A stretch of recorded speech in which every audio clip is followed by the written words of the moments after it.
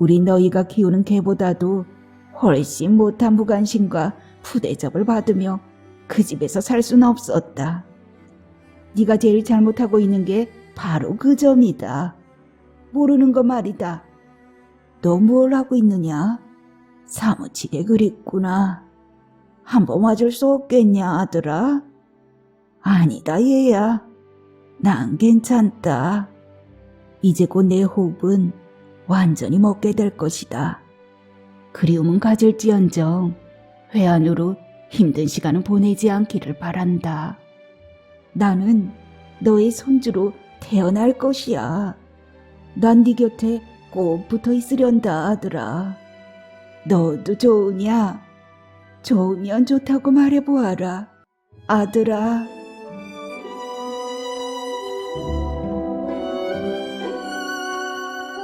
안녕하세요. 하루하루 소리를 담다 하소담입니다. 오늘은 전미용 작가님의 아들아 춤을 춰보아라 준비했습니다.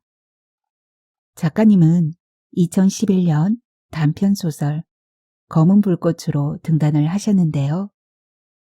오늘의 소설은 소설집 누구십니까에 실린 단편입니다. 한 여인과 남편 이야기를 6편의 연작 형태로 담고 있는데요.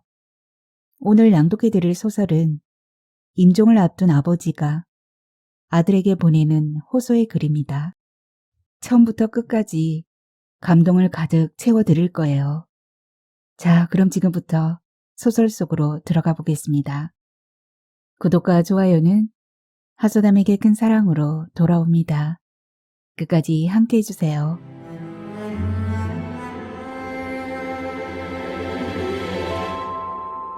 아들아, 춤을 춰보아라. 전미홍.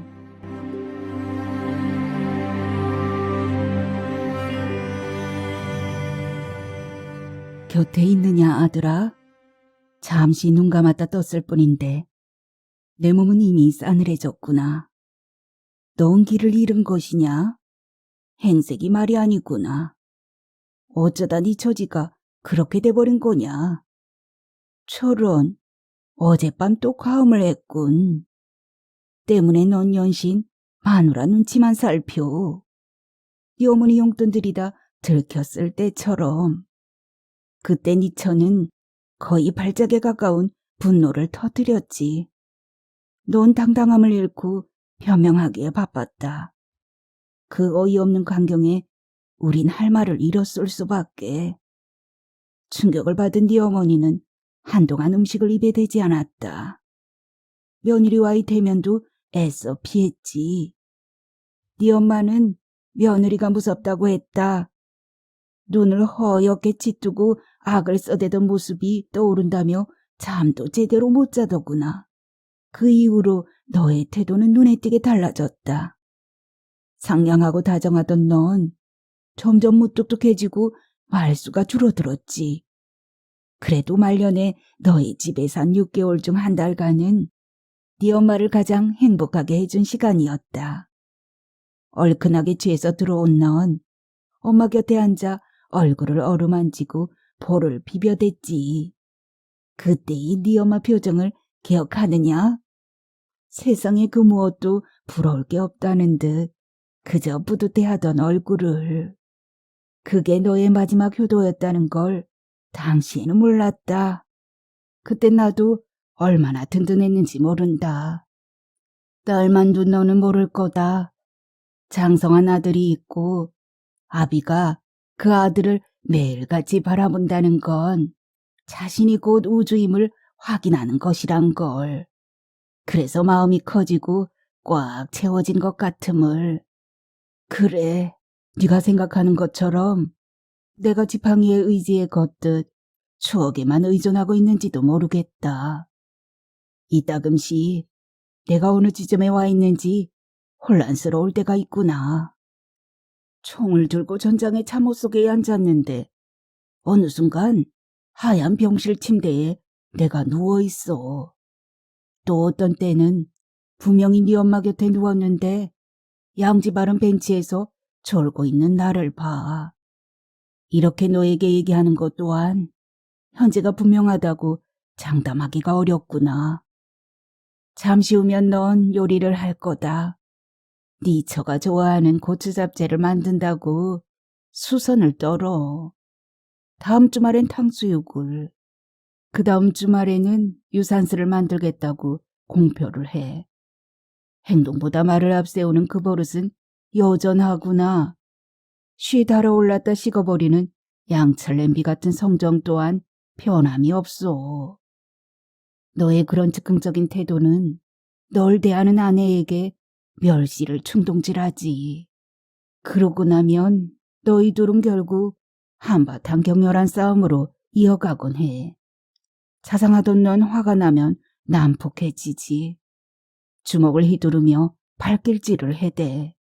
그럴 땐 넌 마치 악령에 쉰 듯해. 눈은 살기로 번뜩이지. 묘하게도 폭행을 당하는 네 처는 그 고통을 즐겨. 처음에는 맞는 걸 두려워하지만 몇 번의 구타가 가해지는 동안 증오와 분노가 두려움을 삼켜버리지. 그녀의 말들은 더 대담해지고 넌 강도를 점점 높여 가격해가지. 통증은 이미 그녀에게 쾌감을 불러일으킬 뿐이야. 짜릿하고도 시원한 일종의 카타르시스. 너희들은 더욱 때리는 것과 맞는 것에 몰두해. 한참을 그러고 나면 너희는 마치 아무 일도 없었다는 듯 웃고 떠들어. 부모의 싸움을 지켜보던 너의 딸들은 어렸을 땐 공포에 떨었었지. 이젠 아무런 동요도 일지 않아. TV 드라마를 시청하듯 하나의 일상이 돼버렸어. 너희들은 자신의 감정에 빠진 나머지 어느 누구 앞에서도 결코 그 짓을 멈추지 않아. 오로지 자신의 감정에만 충실할 뿐이야. 가끔씩 내면의 평화가 지속될 때 너희들의 몸은 그 폭력성을 기억하며 다시 근질거리기 시작하지. 그런데 아들아, 이제 네 눈은 벌써 빛을 잃었구나. 어릴 땐 참 초롱초롱한 눈이었다.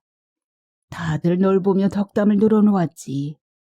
실은 너의 영리함보다는 너의 옷차림이 더 주목을 끌었다는 걸 너 모를 거다. 봄, 여름이면 너희 어머니는 손수 네 옷을 모두 뜨개질해 입혔지. 겨울철엔 명주솜을 넣고 바지 저고리를 만들어서 입혔다.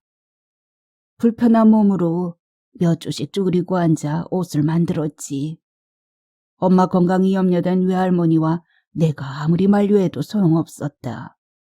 그만큼 자식에게 쏟는 정성이 유별난 사람이었지. 멋진 한복을 입은 꼬마 양반. 사람들은 너를 그렇게 꼬마 양반이라고 불렀다. 우린 널 자랑스럽게 데리고 다녔어. 신경질적이고 병약하고 산만한 널 돌보기란 여간 힘든 일이 아니었다. 특히 신체에 장애가 있는 어미라면 그 여성에게의 육아란 고달프기가 이루 말할 수 없지. 너 모른다. 엄마가 널 얼마나 업어주고 싶어 했는지를. 할머니나 도우미 누나를 밀치고 넌 한사코 엄마에게만 업히려고 뗐었지.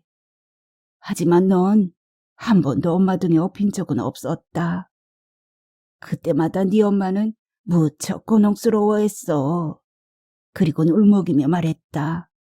돌출된 자신의 등이 어린 네 배를 아프게 할 것 아니냐고. 그래서 차마 업어주지를 못하겠노라고. 그럼에도 학창시절에 넌 학교를 다니지 않으려 해 엄마를 크게 상심시켰다. 난 네 담임과 교장 교감을 찾아가 머리 조아리기를 수차했었지. 넌 기어이 자퇴하고야 말았다.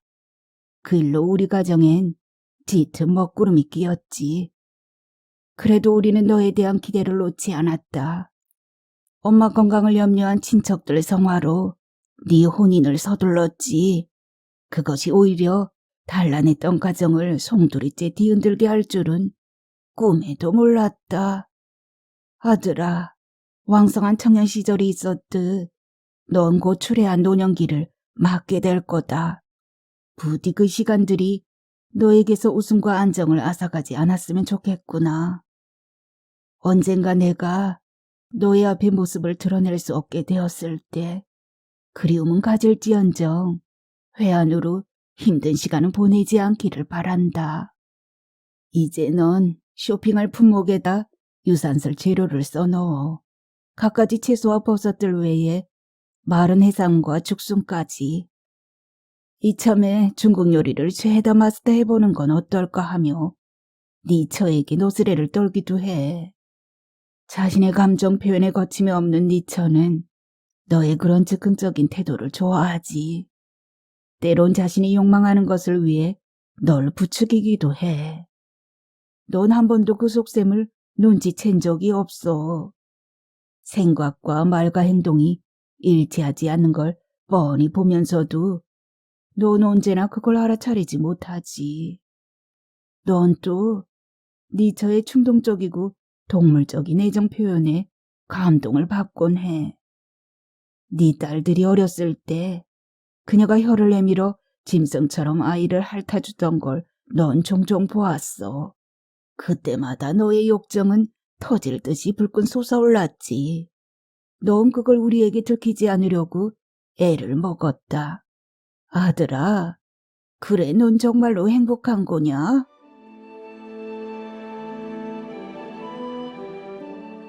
난 지금 감은 눈 속에서 헤엄을 치고 있다. 아들아, 여긴 푸른 바다가 출렁이고 저 멀리 수평선이 선명하게 보여.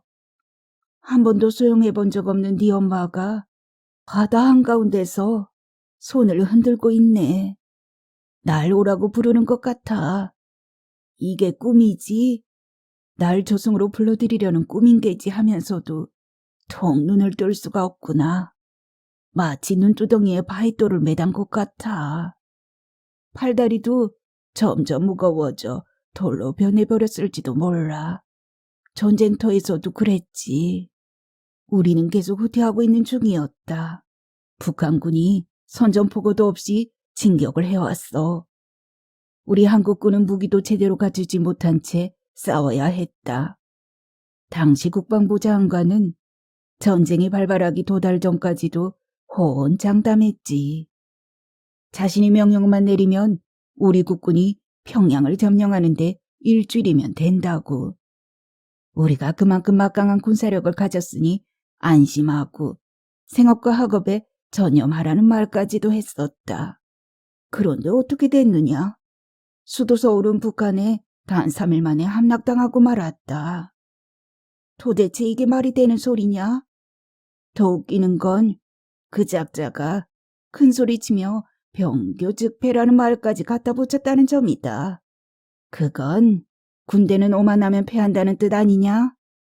결국 자신을 두고 한 말이 돼버렸지만 인민군들이 수많은 탱크를 앞세워 공격해왔고 엄청나게 많은 아군의 시체가 강물에 떠내려갔다. 헤엄을 잘 쳤던 난 허리에다 로프를 감고 강을 건넜어. 그리곤 말목을 받고 줄을 묶었지. 그래, 도하 작전을 위해서였다. 줄을 탈 수 없는 부상자는 업어서 헤엄쳐 날랐지. 아군 시체가 죽은 숭어떼처럼 둥둥 떠다니는 속에서 말이다. 눈을 부릅뜬 채로 비명을 지르다가 숨진 이들. 사지가 떨어져 나가고 내장이나 두개골이 흩어진 시체들이 강을 붉게 물들였지. 물에 잠긴 내 팔다리는 점점 감각을 잃어갔다. 그런 참혹한 전쟁터에서 구사일생으로 돌아왔지만 정작 반겨주는 이는 없었다. 중학교 입학할 무렵 훈장이면서 읍장이던 아버지가 돌아가셨고 그 이듬해엔 큰살림을 꾸리던 어머니마저 작고하셨지. 늦둥이였던 나는 천의 고아나 다름없었다.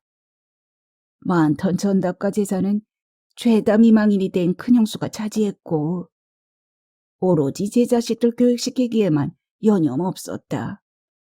다른 형제들은 출가해서 어려운 살림을 근근히 이어갔고 난 학업은 고사하고 입영 직전까지 똥지게를 전하르며 머슴처럼 일했다.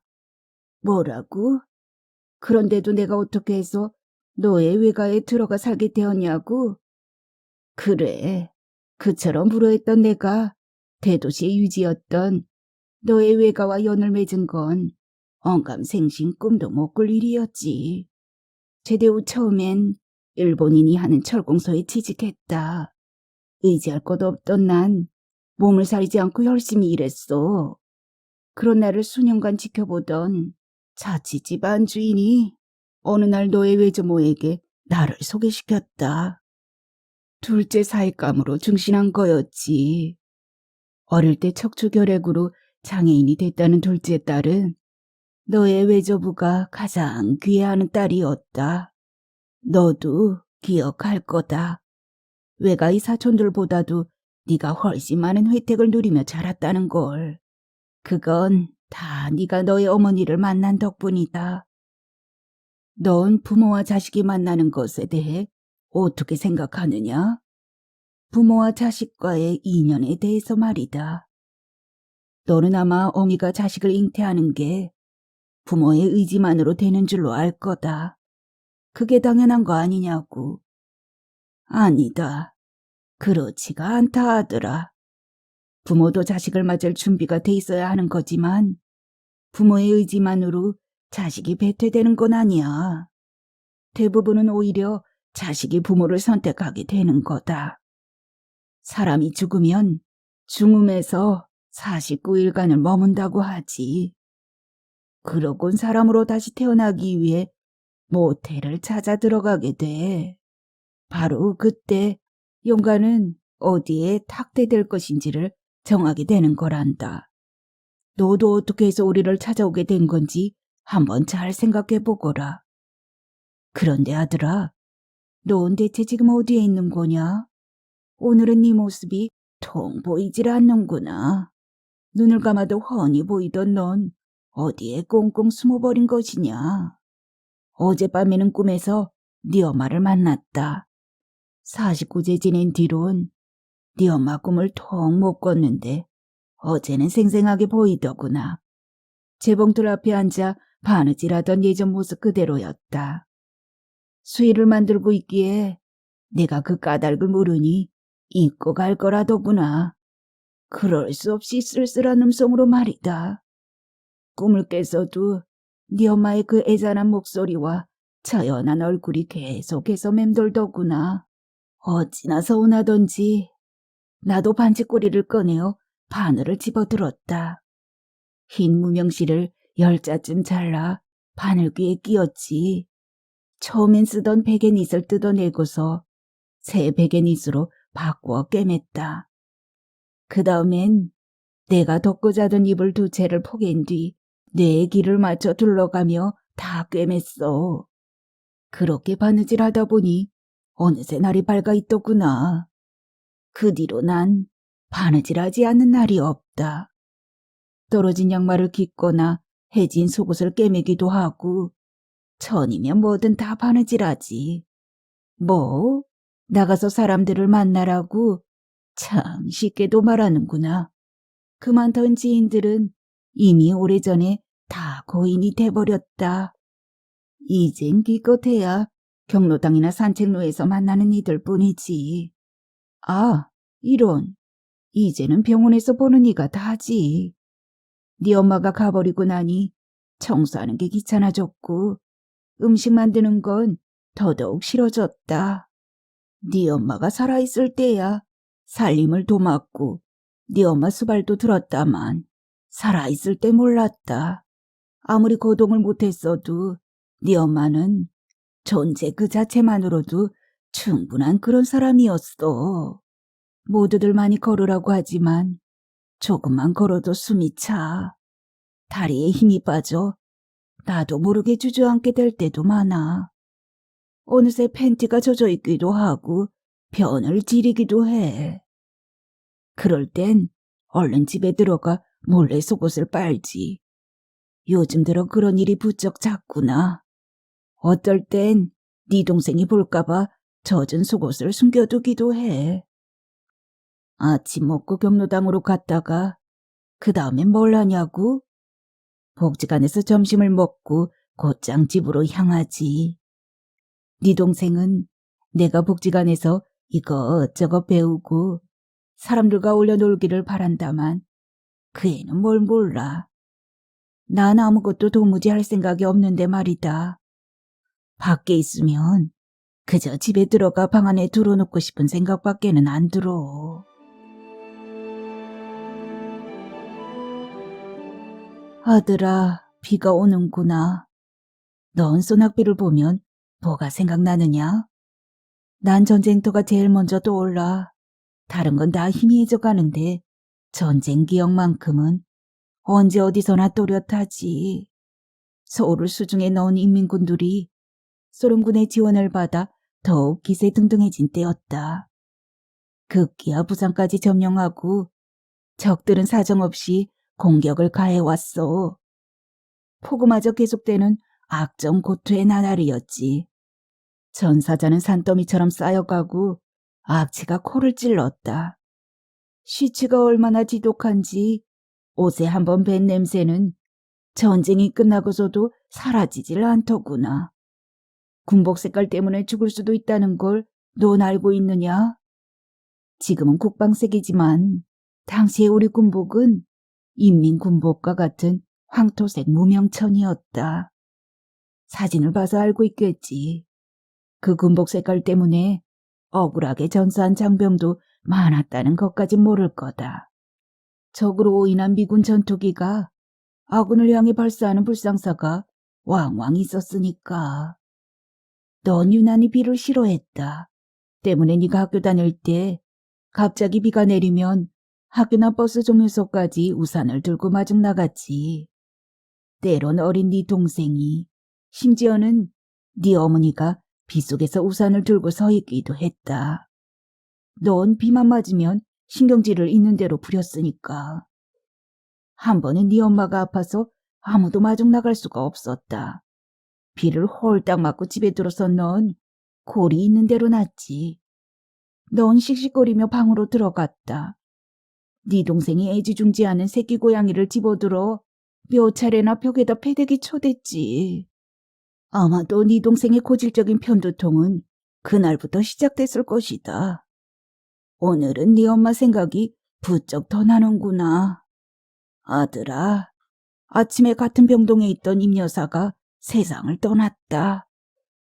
그네는 여기서도 주말마다 미사 다닐 만큼 독실한 천주교 신자였지. 물론 성당이 바로 코앞에 있어서이기도 했다만 80살인 그네는 네 엄마처럼 아주 재치 있고 사분사분한 여자였다. 농담을 곧잘 해서 병동 사람들을 즐겁게 해주던 이였지. 잠자도 편안한 얼굴로 임종한 그 여자를 보자 죽은 네 엄마가 측은해서 견딜 수가 없더구나. 네 엄마가 요양병원으로 가기 전부터 난 네 동생 집에서 살게 됐지. 네 엄마는 이제부턴 병원비를 너가 부담해야 하는데 좋은 병원에 있으면 네가 힘들어질 거라고 걱정했다. 그리곤 기어이 싸구려 요양병원으로 옮겨 마지막 반년을 보냈지. 더 나은 병원에 있었더라면 조금쯤 더 살 수 있었을까? 네가 매번 어려운 형편 얘기를 하니 엄마는 늘 네 걱정이었고 난 바보처럼 네 엄마가 하자는 대로 병원을 옮겼다. 그전 병원에서처럼 매일 버스를 타고 네 엄마를 보러 갔지. 점심 식사만이라도 직접 떠먹여주려고 말이다. 시력과 식욕을 잃은 네 엄마를 열악한 병원에다 맡겨놓고만 있을 수 있어야지. 네 동생은 2, 3일에 한 번씩 엄마가 먹고 싶은 걸 묻고는 준비해갔다. 더러 병원 직원과 다른 환자들 목까지도 챙겨갔지. 우리가 요양원에 있을 때부터 줄곧 그래왔다. 너의 엄마는 마지막까지도 네 걱정만 했어.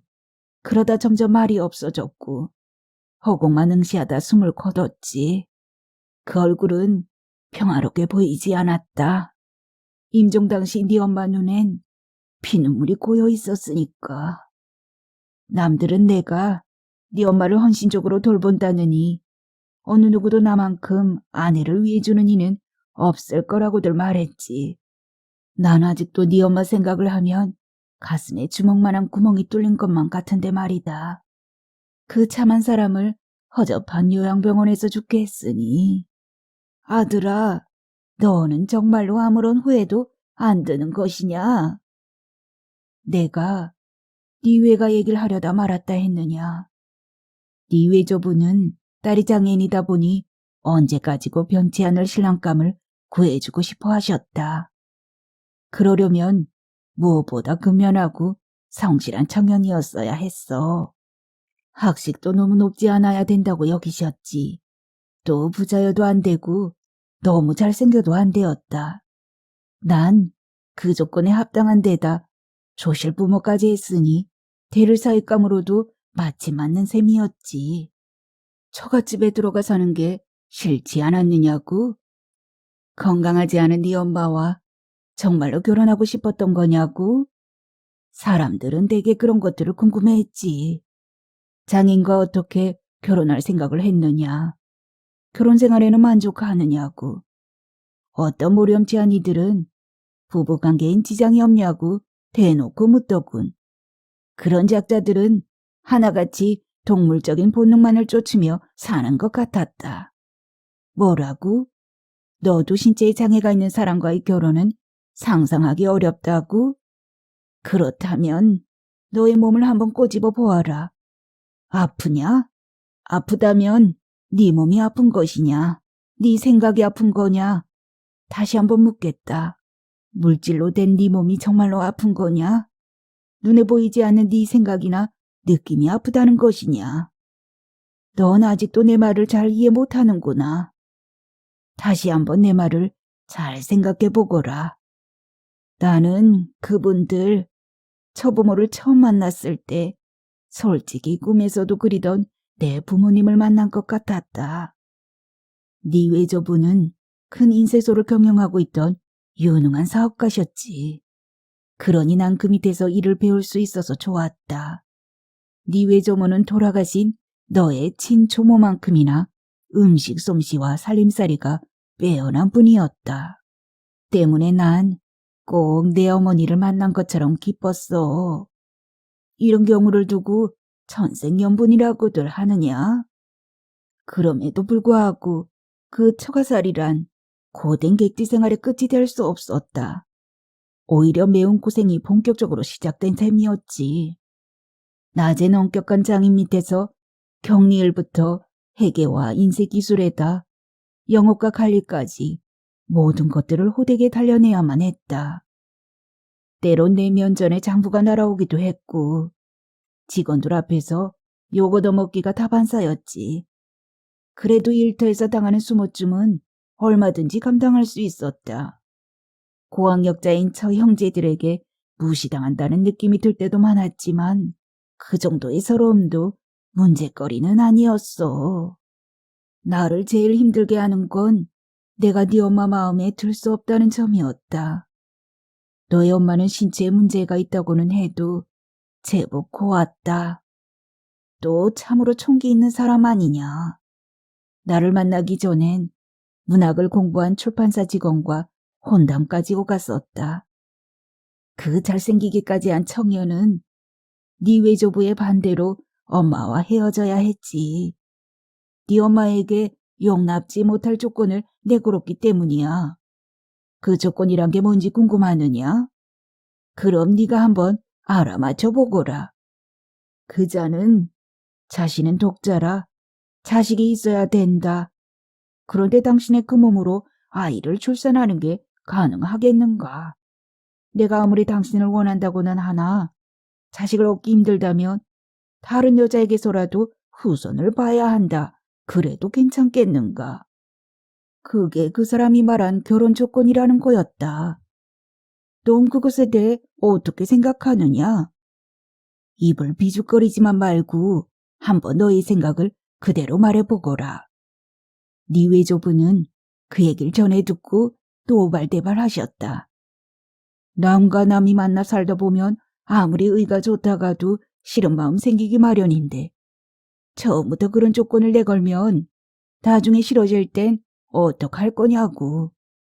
네 엄마가 그 사람을 잊고 내게 마음을 연 건 너를 낳고 나서부터였다. 엄마는 성급하고 불같은 너의 성격이 태교를 잘못해서라며 종종 자신을 탓했지.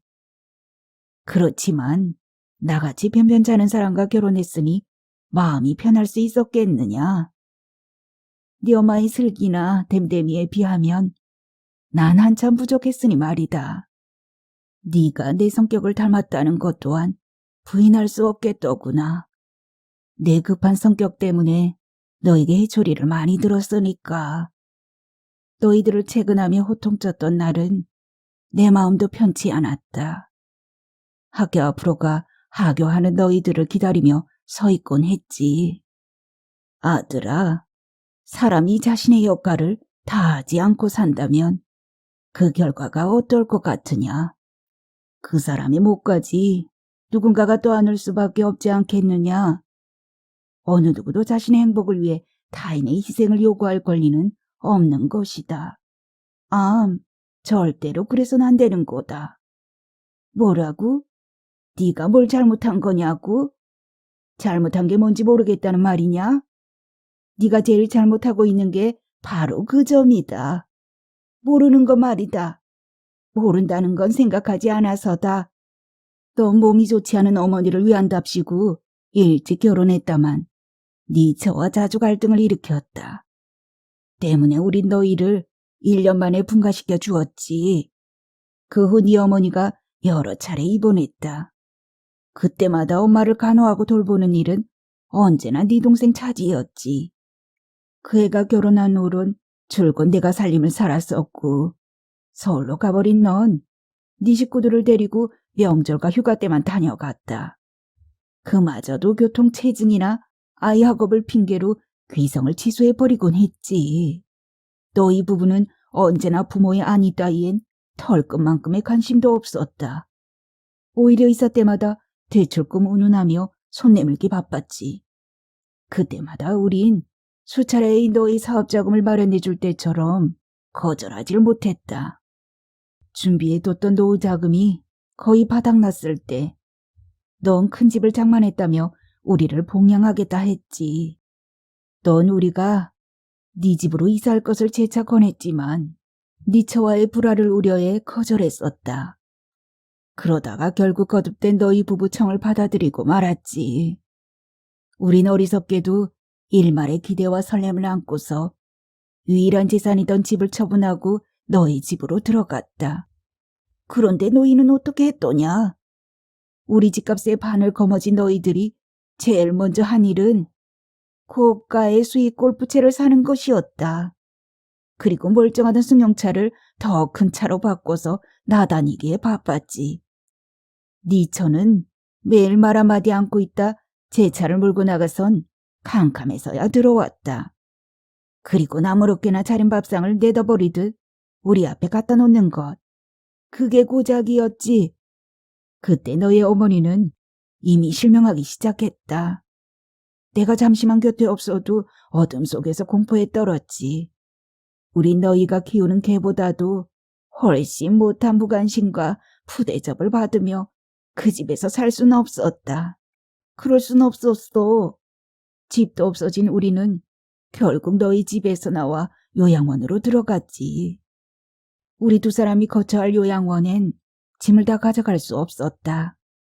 그런데 너희들은 남겨진 우리 옷가지만 살림살이들을 어떻게 했더냐? 노인 기다렸다는 듯이 그것들을 모조리 내다버리거나 불태워버렸다. 네 엄마가 평생 지녀온 그 고운 자개농까지도 죄다 부셔서 버렸다고 네 이웃이 전하더구나. 그뿐이더냐?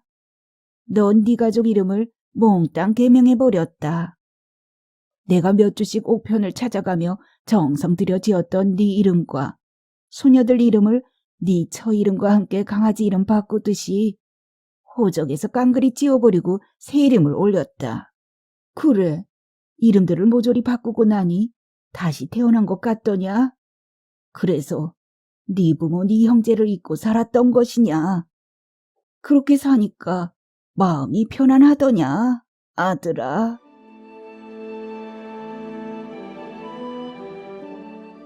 아들아, 너도 혹시 통곡의 방이라고 들어보았는지 모르겠구나. 캄보디아에 가면 따프롬 사원이 있어.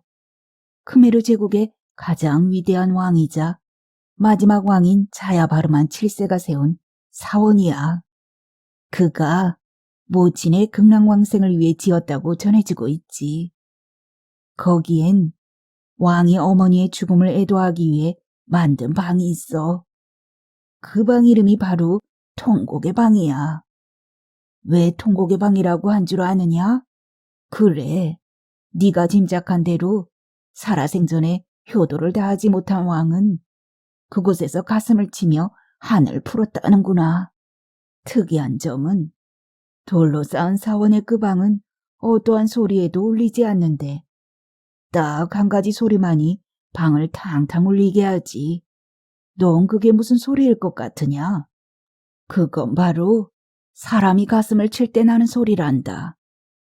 아무리 고함을 질러도 손뼉을 치거나 벽을 두드려도 울리지 않던 방이 오로지 가슴을 치는 소리만이 그 방을 텅텅 울리게 하지.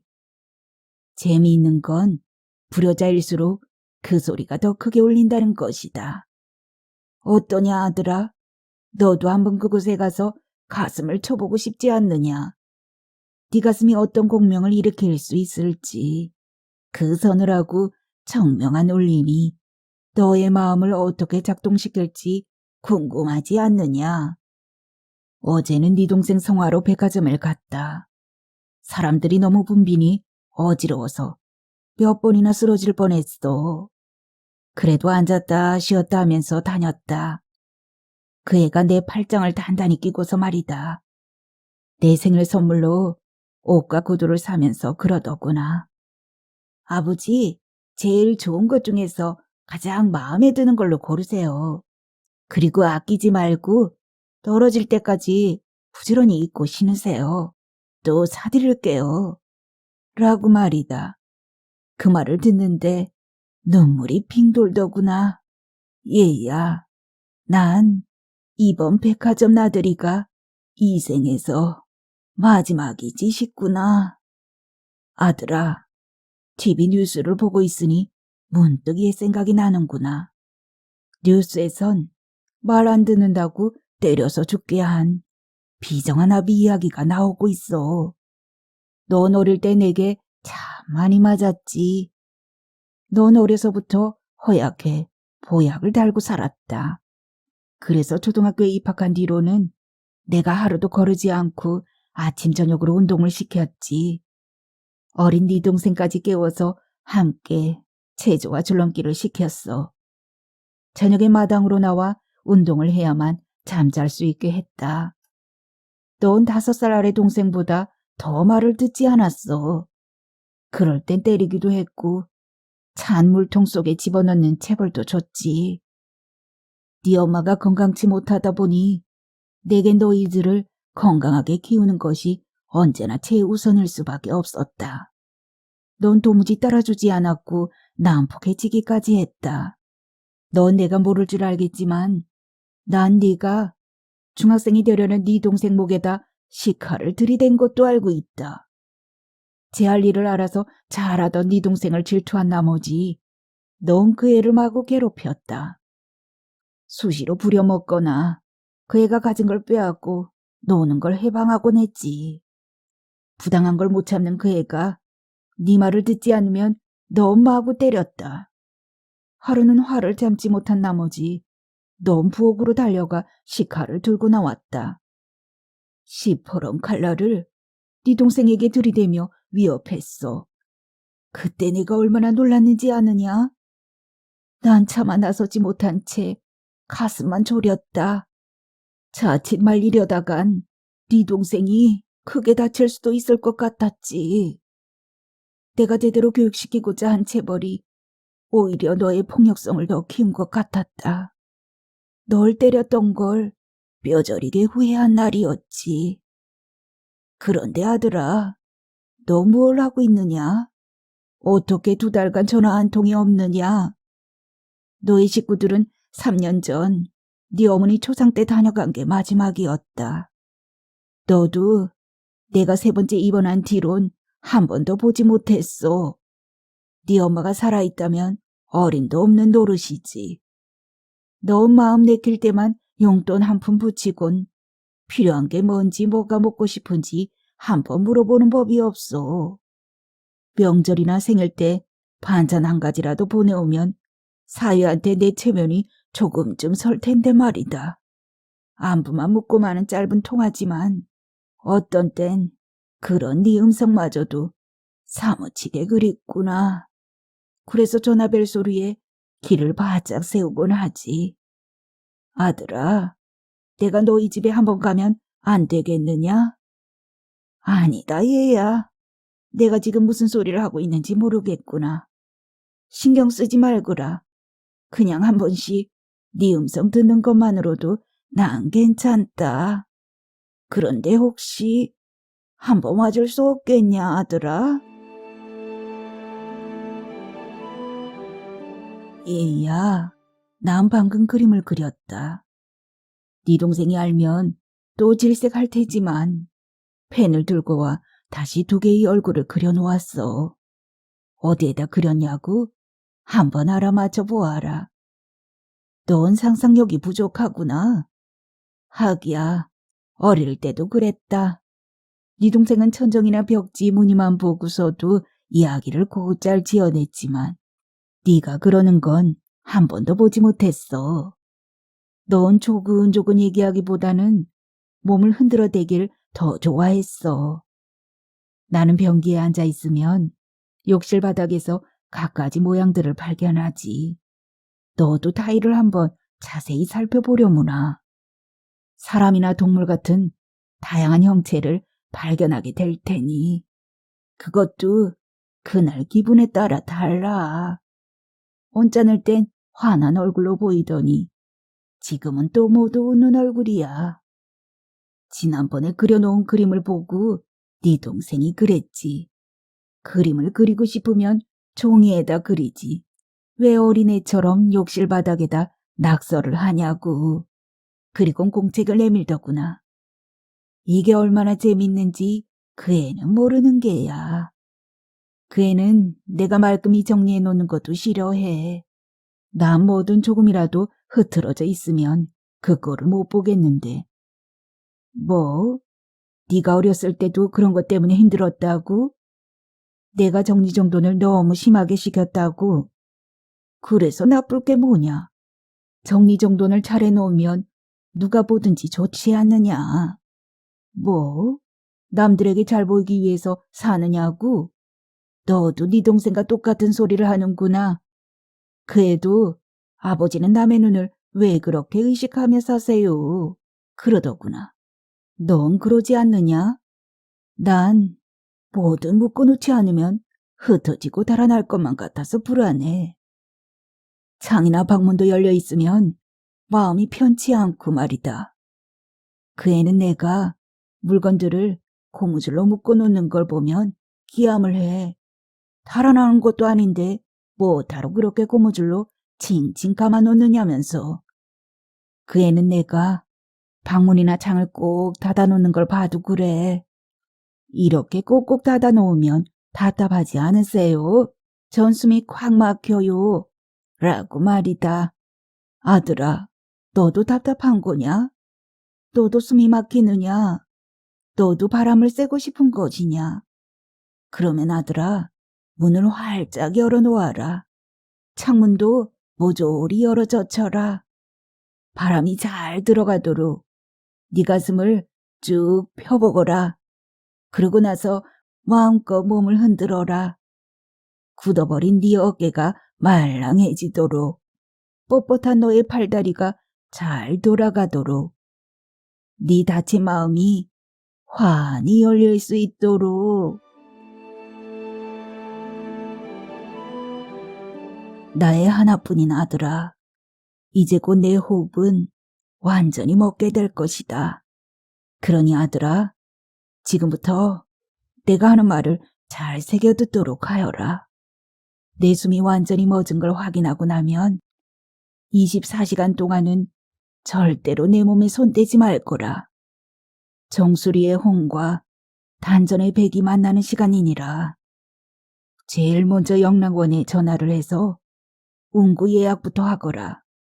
그런 다음 빈소에 앉히도록 하고 3일장으로 장례한 뒤 경제적인 상골로 종결토록 하여라. 나의 아들아, 내 영혼이 앞으로 49일 동안은 어두운 죽음의 세계에 머물러 있을 것이다. 그런 다음 다시 사람 몸을 받기 위해 모텔을 찾아 들어갈 것이야. 그 시간이 오면 나의 사랑하는 아들아, 나는 네 딸에게로 들어갈 것이다. 그래서 기필코 너의 손주로 태어날 것이야. 그렇게 난 네 곁에 꼭 붙어 있으련다, 아들아. 너도 좋으냐? 좋으면 좋다고 말해보아라, 아들아. 좋으면 춤을 춰보아라, 아들아.